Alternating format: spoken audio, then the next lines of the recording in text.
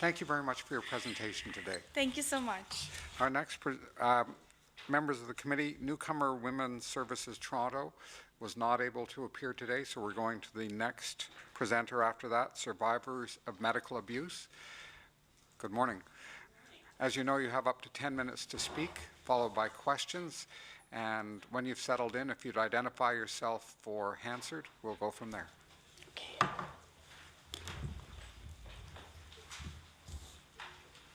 Hi everyone, I'm Sharon Danley with the Survivors of Medical Abuse. As a decade-long unfunded stakeholder and survivor myself, an advocate who's engaged on the ground with survivors and victims of sexual abuse, we are keen to have our right and opportunity to speak to Bill 132 exercised. It is presented with respect while illuminating the serious problems. As we've always been unfunded and without benefit of a team of researchers, lawyers, or staff, with a little time to prepare, I'll avoid the attempts to make this bill appear competent and to cut to the chase, because most of the bill obfuscates the real problems, avoids the hierarchy taking responsibility, and is quite frankly completely inadequate except for changing the limitations to file for victims' compensation, which should have been done a long time ago. It's really more about abuse management than abuse eradication. Bottom line, all institutions that enjoy the privilege of self-regulation must have that criminal element of sexual abuse in any form removed from their adjudication and tribunal processes under their regulated advantage. They have proven over and over they are unqualified, militantly ignorant, and transparently self-serving. All other crimes are reported to the police, as should sex assault in any form. Anything less is irresponsible, continues to support the growing harm, and sends a loud, clear message that it's still okay, even when the Ontario government attempts to hoodwink the public into pretending that it's not. It has been proven extensively that self-regulation is self-serving and protects the perpetrators while re-victimizing and traumatizing its victims.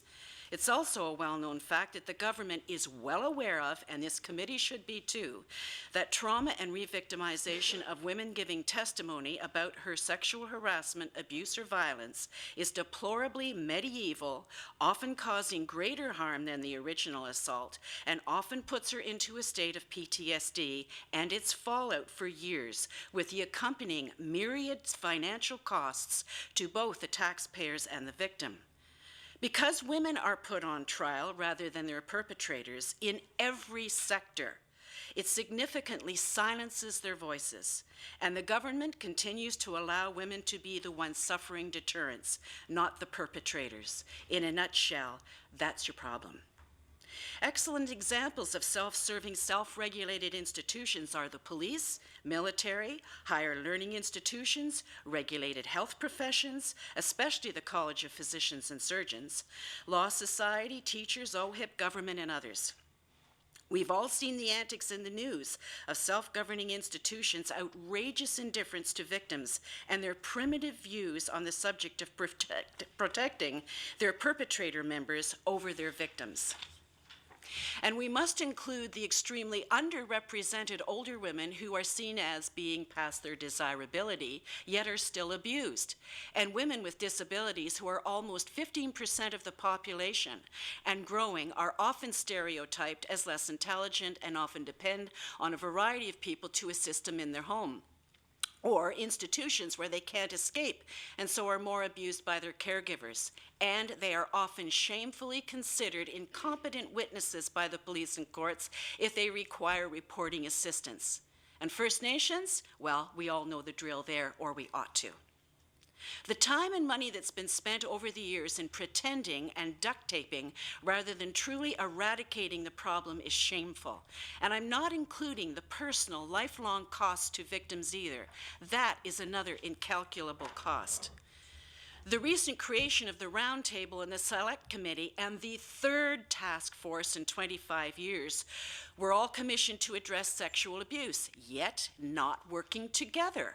is an excellent example of spending monies that only employs policymakers, academics, and lawyers, touting infantilized programs for victims, pushing papers around with cheap talk while doing very little that's concrete.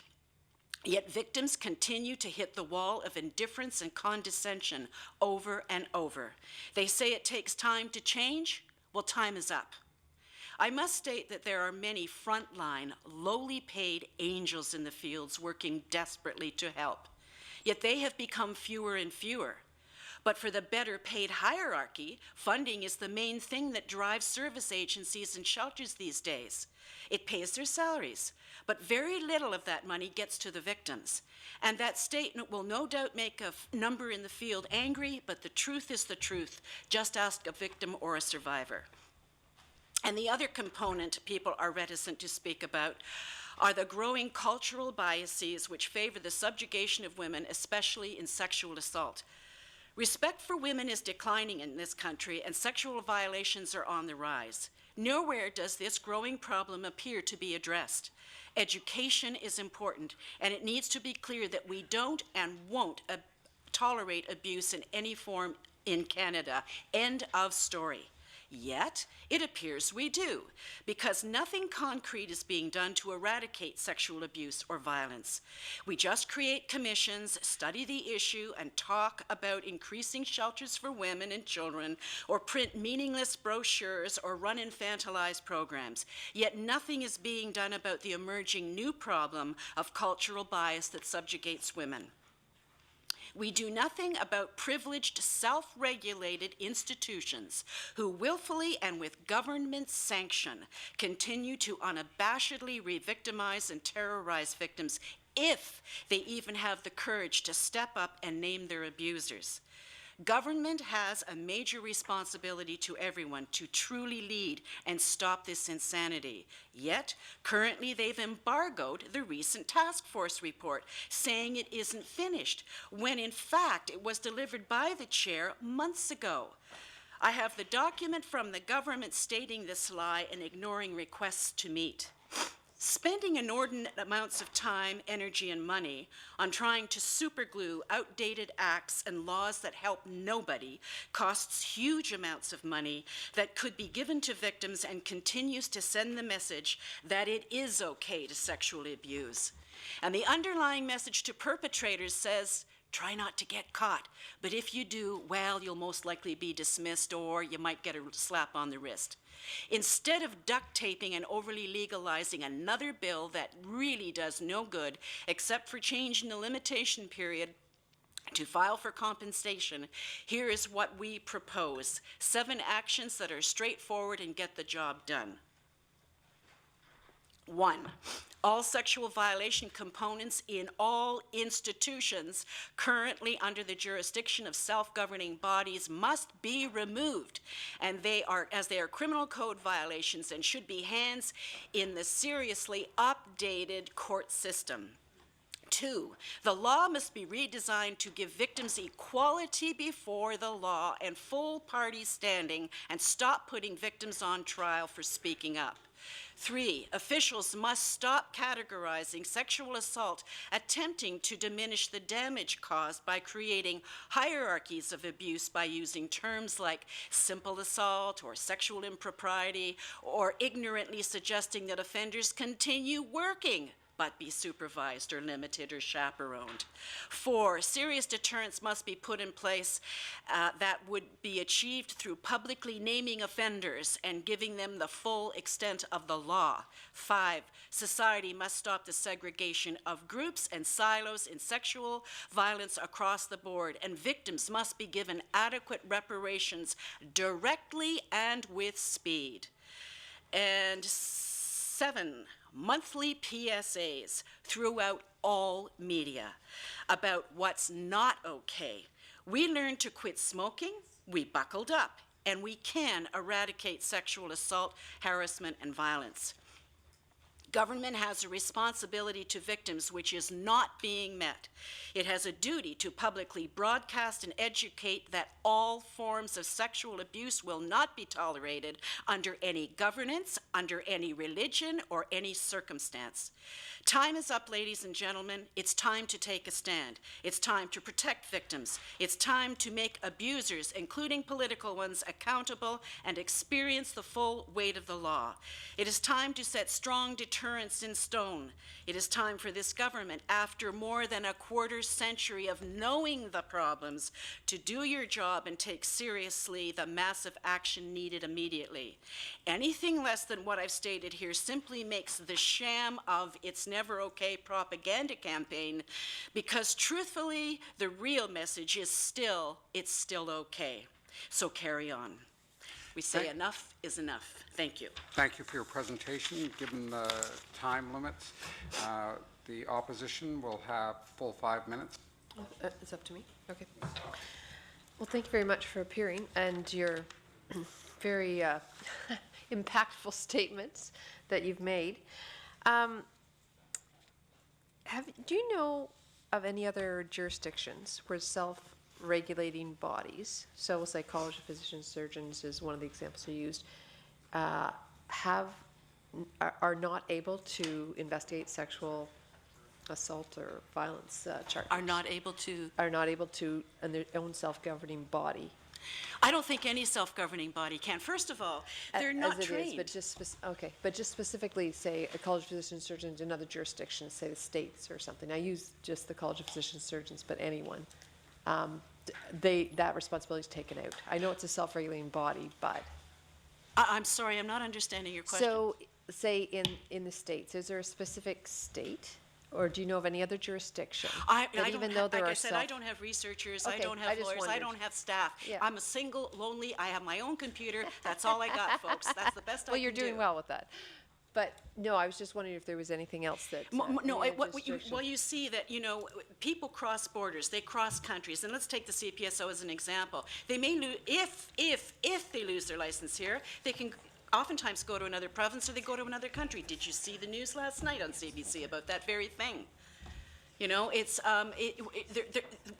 it has to be broad. It has to be across Canada, but Ontario has to do its job, and it can set the tone for Canada if it really wanted to. Yeah. Okay. So it's a big issue. I mean, we see. Yeah. That's why I was wondering if there was other jurisdictions that may have been able to tackle it. So I agree with you in the fact of the element of sexual abuse, and they do not have the qualifications to deal with this. And I'm a nurse in my other profession. I've certainly seen it with the medical profession. You've made some recommendations, pretty powerful ones. Do you feel that, I don't know if you're here when Mr. Yakubuski was making a dissertation about why are we still here 40 years later discussing the same issues. So you don't feel in the government's campaign, It's Never Okay campaign, the ads? Well, like I said, I presented for the third time in 25 years to the Sexual Abuse Task Force. It was presented July 31st by the chair, and it's been embargoed. Why? Why are we not getting to it? I, as a deputant, I deserve the right to see what that task force report was from the chair. If it was never okay, then why aren't we doing better job? Why can't I get a meeting with the minister or the Minister of Health, I should say, or the Premier? I'm sorry, the Roundtable and the Select Committee, these committees aren't working together. Well, I'm on one of them. They're not really I'm on one of them, and I can't say anything. But I got to tell you, I'm not impressed. I'm not impressed at all. And what's it costing for all of these things? There's like silos working in all these different groups. There's all kinds of groups working in it. Why can't we bring that under one umbrella, making simple, straightforward changes? And they may not be that easy, but they're straightforward, and changes in law have to be done. Self-governance has to be removed as far as the sexual abuse component is concerned, because it's a criminal code violation. If you were to rob them or to break into, let's say, the CPS or they were to, any other kind of crime would be reported to the police. These people at these self-governing institutions haven't got a clue. Trust me. I hear you. Yep. Okay. This is fine. Thank you very much for your deputation Thank today you. and your recommendations. Okay, Yep. thank you very much. Okay, thank you. Next presenters then are the Ontario Nurses Association